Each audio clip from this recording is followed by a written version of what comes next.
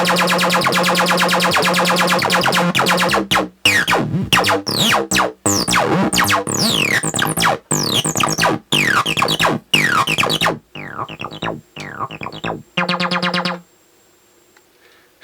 and welcome to another episode of Modular in a Week. It's a new day, a day of sound mangling effects like distortion, overdrive, maybe bit crushing, ring modulator, stuff like that, and hopefully those will give another dimension other than the delay and reverb type of effects we looked at in the last episode day. So we're gonna start with the most simple of circuits, a distortion pedal, but of course it's gonna be a module, and we're gonna use the MXR Distortion Plus. It's a really simple one. It is also very generic. All the simple distortion pedals are kind of the same, look the same if you look at them, so I think that's a good design. So before we go and look at the schematics, I'd like to say thank you to my Patreons who support my work, all the stuff I do here, and thank you so much for supporting me. And with that said, let's go and look at the schematics. MXR Distortion pedal I've collected on synthdiy.com, and here's the schematics, and here's some info on all the parts used. I'm just gonna wing it with the diodes. You can replace them with different things for different kinds of sounds.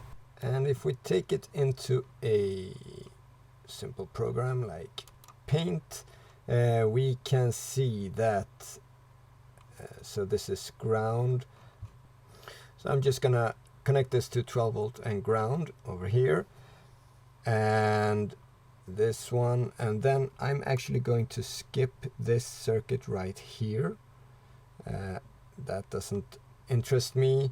I just want it to be out, and if I want to switch from this, I can use one of my gated switches or something like that. If you want to have a switch, of course you can have it. This is still not that important. It's just for the LED. So if you just have a one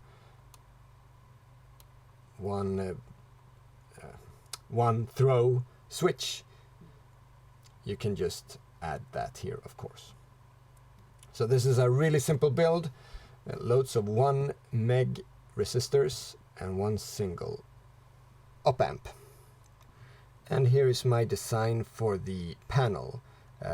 2 knobs, and then input and output. I want both 3.5 and 6.5, so both the small headphone jack or jack that we usually use and a bigger phono jack, so I can, if I want to, connect a guitar and or a 303 or other instrument that uses these bigger jacks, and the same for the output. So I solved that by having just 2 parallelly connected. So let's build this and listen to how it sounds. And here we have the final design. So I actually have the panel done with the dual outputs, and they're just connected to each other, as you can see there, just connected. So nothing, no special connection, just parallel with cables. And then this really small circuit, I'm using half a TL072 because I didn't have a TL071 at hand, and a bunch of resistors and capacitors. You see this big capacitor here is sitting in a socket, so I can actually exchange that to try different sounds, and also the two I think these are germanium diodes now, but they also sit in sockets, so I can exchange them for different sounds. And that is just to reiterate this here, that they say that you can replace D1 and D2 with different diodes for different crunch and fuzz and buzz and whatever. And also, and the cap that I have replaceable is this one here, and that's because I didn't have a 35 volt tantalum capacitor. I only had a, I don't even know what the capacitor I have is, but it's not polarized anyway, so that's why I just put that in a socket, just to make sure that the one I had worked, which it does, so probably that's no biggie. All right, let's see what we can get out of this. So I have this microphone put into the BMC 030 guitar input, and it's maybe a bit loud, I don't know. It was difficult to get that at a good level, and that's to get the signal up to something that actually works in the distortion. So we start by just turning up the distortion here, and this is just me talking, and we add some distortion here. We hear the treble going in there, and now we get quite a high boost of the volume as well.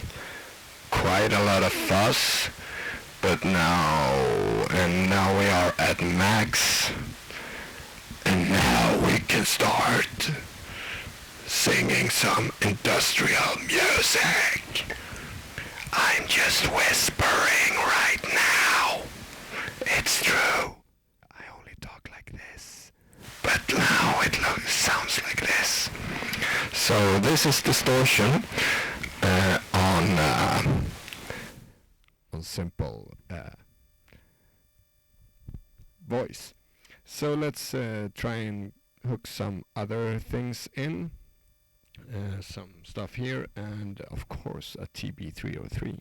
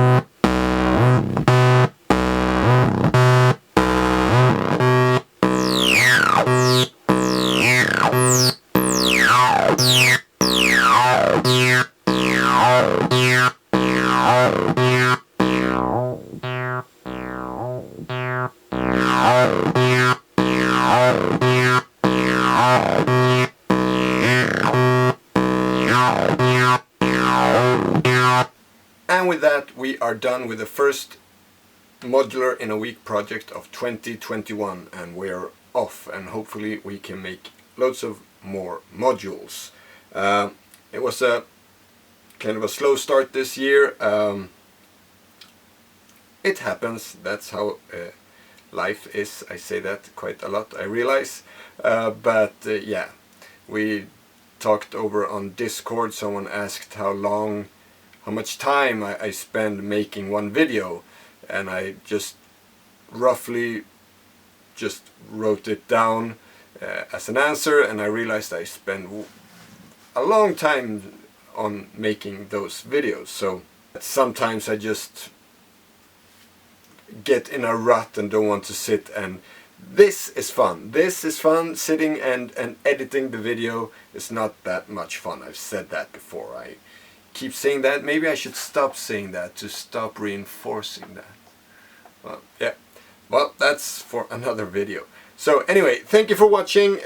We now have a distortion in our midst, and that's a really good effect to have, I think, to gritty up the sound.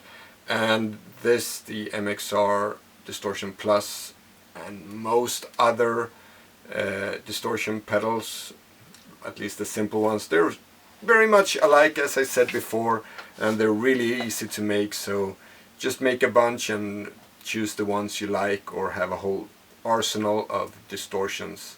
It's up to you. That's what guitarists have. You can just have it in modular form. They take up much less space than a big pedal. Or have them as pedal and have them on the floor. Yeah, I'm rambling as usual. Thanks again for watching. Hope to see you in the next video. Take care, everyone. Bye.